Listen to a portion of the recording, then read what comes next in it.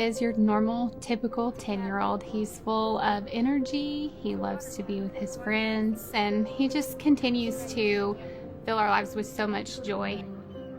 Samson was diagnosed with FOP when he was 7 months old, and that was 2015.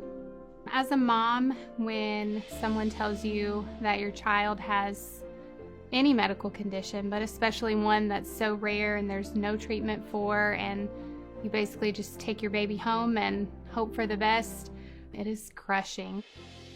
Samson's FOP has progressed quite a bit, and it's been pretty scary and hard to watch as a parent. But Samson handles it pretty well. He always takes everything in stride.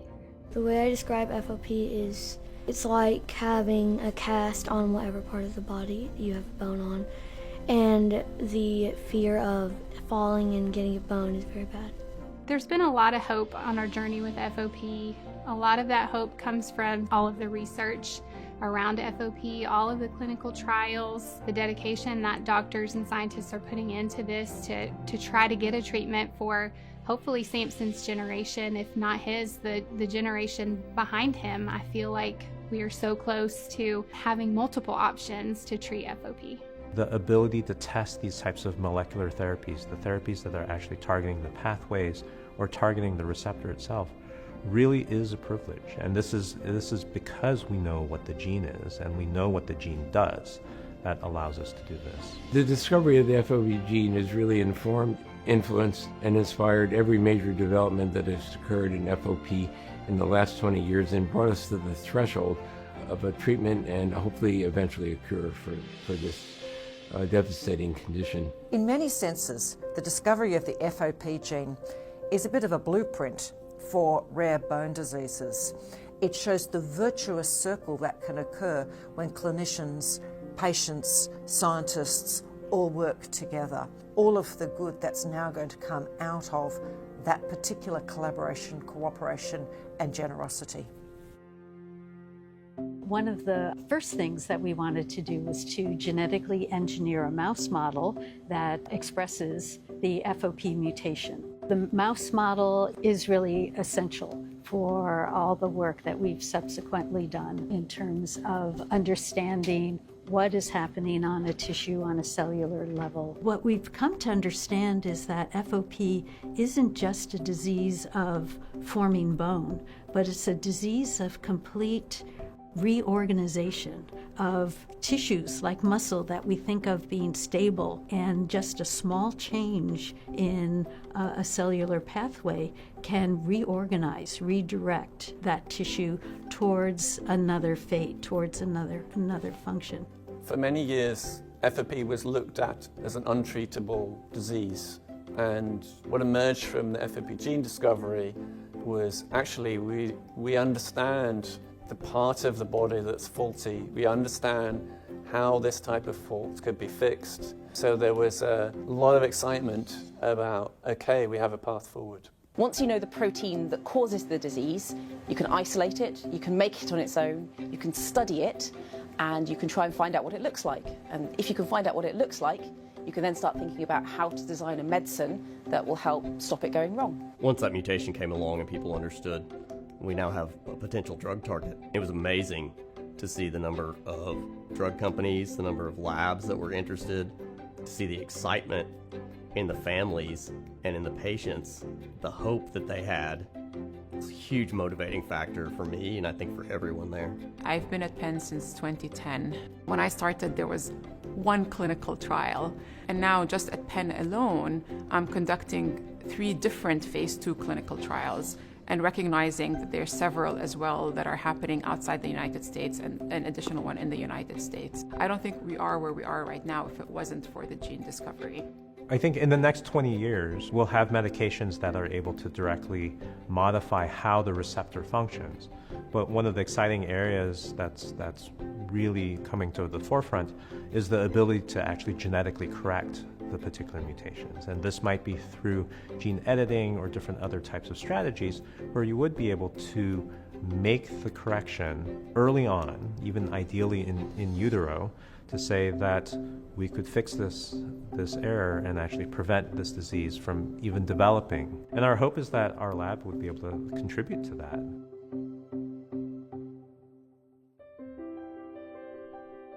This is January 1999. I cannot believe it's been 20 years since the gene discovered. And then I instantly go towards, have we done enough in 20 years? But I'm a mother lioness like every other FOP mom lioness. It's never going to be fast enough for us. Ian, my wonderful son, second son, is doing really well. He's very busy. He's developing apps and has bootstrapped the business. He has a lot of strength and fortitude. He has limited movement.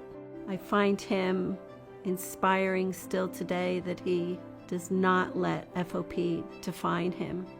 I have heard him say it's actually probably the least interesting part of him.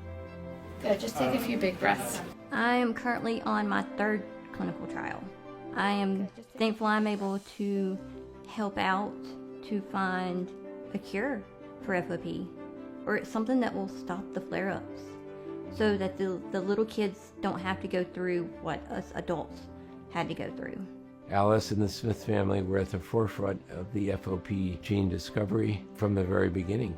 They were the family that planted the benchmark that FOP was a genetic disease, and to have Alice now as an adult say that I want to be in a clinical trial and I want to advance the treatment, it might help me, but even if it doesn't help me, maybe it'll help future generations. I think that's noble. That's inspiring and noble. It's inspiring to me as a doctor and noble for a human being to think that way. Eventually, I was able to be a part of the drug trials. I'm not doing it for me. I was doing it for the kids and the next generation and the kids that aren't even born yet, to try and help, them not have to go through the pain and the suffering and everything we've done. But I always tell parents that even with everything I've been through, I wouldn't change a thing. It's been an amazing ride, and I've met amazing people because of everything I've been through, and it's made me who I am, and I kind of like me. How are you? Good to see you. I think in my heart I always knew that Whitney probably wouldn't be able to get the cure, and I really didn't think she'd have a treatment. Never thought she would even be on a treatment that she's on today. I just pray for the next generation. I feel so happy with what we've done. I really do. There's no regrets. I just feel joy that our family was able to help in some way. I do. I just feel joy. The amazing work that families did and continue to do, I think it gives so much hope to future generations. And there are not enough thank yous to give. Sarah graduated high school and went on to college, and she sang in the church choir and she went to the Bible study. That was kind of her community. Sarah had such a severe case from such an early age that I think I always knew that the drugs wouldn't come in time for her. She's been gone for 8 years. When Sarah was diagnosed, we were so alone that when we knew there were doctors working on it, that was like the answer right there. Compared to being completely alone, that was the promised land. And now they've worked and they've grown and they've educated so many others, and it's just a whole new landscape, and I'm thrilled to have been part of that. It was always a journey. I never did it for the reward at the end.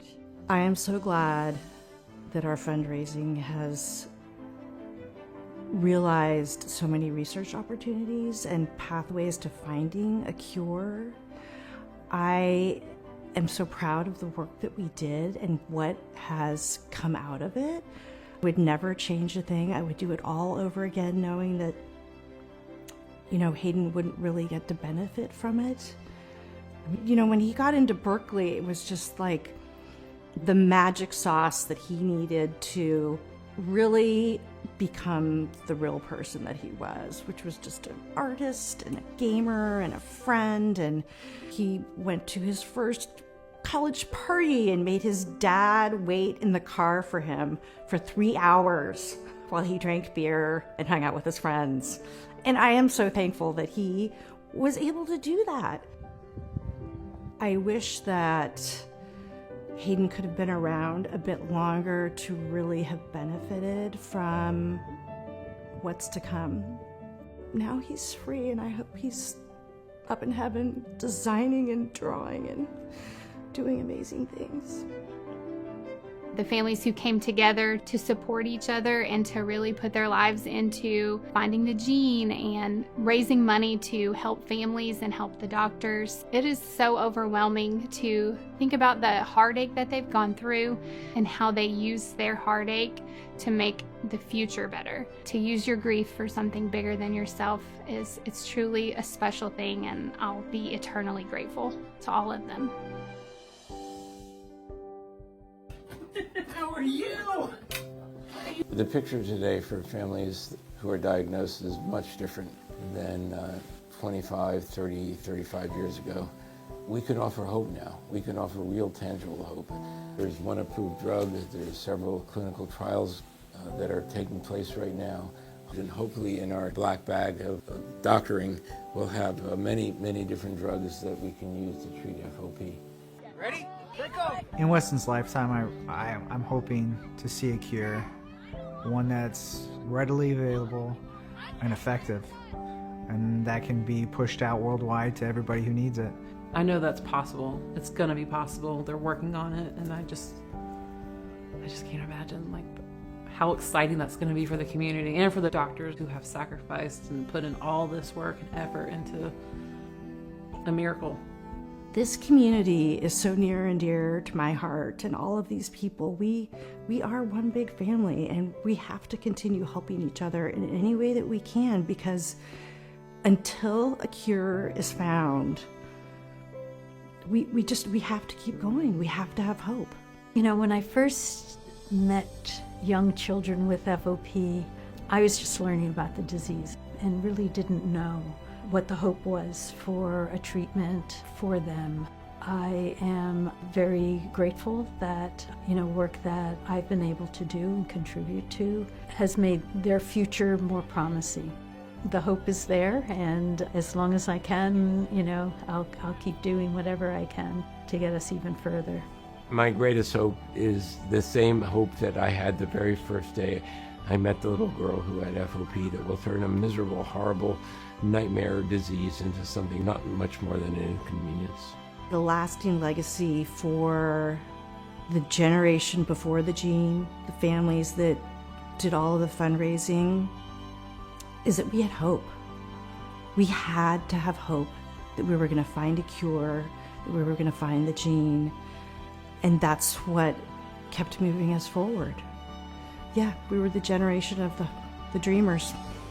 Any of those early pioneers that started this whole thing of parents taking action, that Jeannie Pieper started, we dreamed of this day. This is what we worked towards. This is the time. This is everything we could have ever imagined.